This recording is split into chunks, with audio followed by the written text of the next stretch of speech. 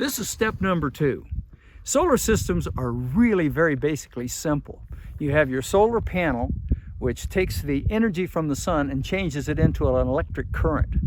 The simplest system would be, as we're doing here, you take that solar panel and it connects directly to your appliance. A battery, maybe it makes a light bulb light up or a little fan work directly. No other things are required, no charge controllers, nothing. The next step up would be you add the battery, a charge controller, and what that does is protect your battery so you don't get too much, get it overcharged, and it automatically kicks on when it needs to be charged.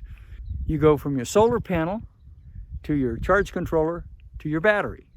And from your battery, then you hook up your appliances. So this little system that we're going to show you now is a very simple little system that keeps my RV with lights and everything so that it's always ready for someone to come here and visit and stay in our RV. It's a real small system. That is a 50-watt panel up there at 12 volts, 50 watts at 12 volts. Come on, I'll show you how it's all hooked up. Okay, so it comes into our garage here.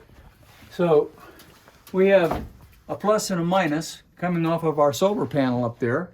Comes in right up here, runs down with this wire, and comes right over here to our little board here where I've attached everything.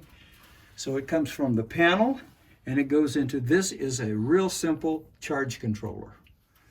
You can get these now. This is one made from Morningstar, and it's a really high quality piece of equipment. I've had that thing for almost 25 years and I've used it in all different kinds of applications and it's still working just fine. It's a real simple one. I think they cost about 50 bucks right now. You can actually get some really cheap stuff from Amazon for 15 to 20 bucks that would work quite nicely in this little system. So what we have, it comes down from the panel, goes through the charge controller. Out of the charge controller, we have some fuses here, and you can see those if you look at our solar instructions in the training manual. You can go, and my producer will put the page numbers there, take a look at an actual system.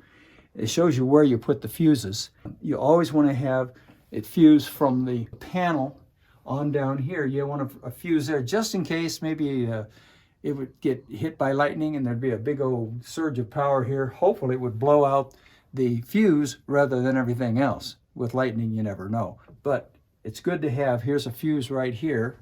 This is what they call an ATC fuse, just the kind that you have in your car, because this is all 12 volt. And then there's another larger fuse here. It's also an ATC fuse, but it's what they call a big fuse. And that one goes to the battery, okay? So what I did, I had some old battery cables.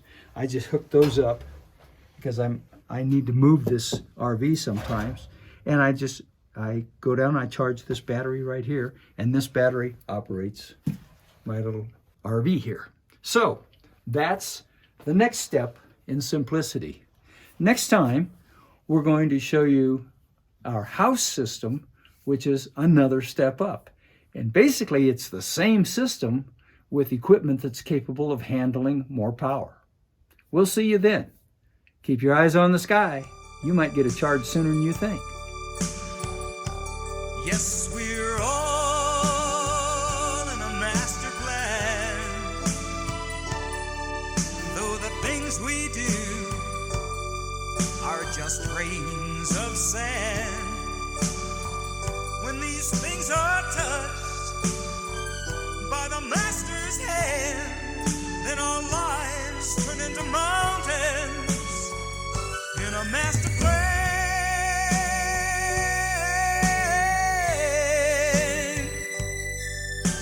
Yes, our lives turn into mountains in a master plan.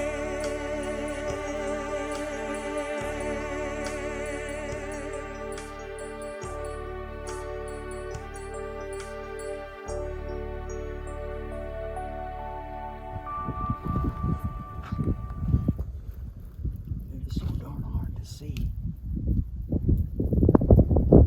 That's plenty. Let's try that. Now I'm gonna get you some compost, and we'll just put about, just a little bit of compost over the top. Okay. Very, very little. Get some.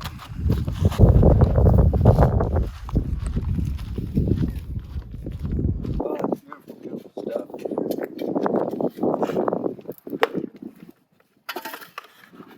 We have the paparazzi. Paparazzi following.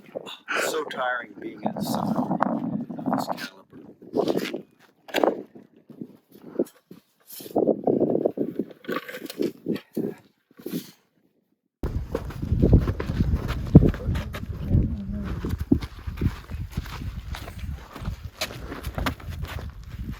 I say we found it.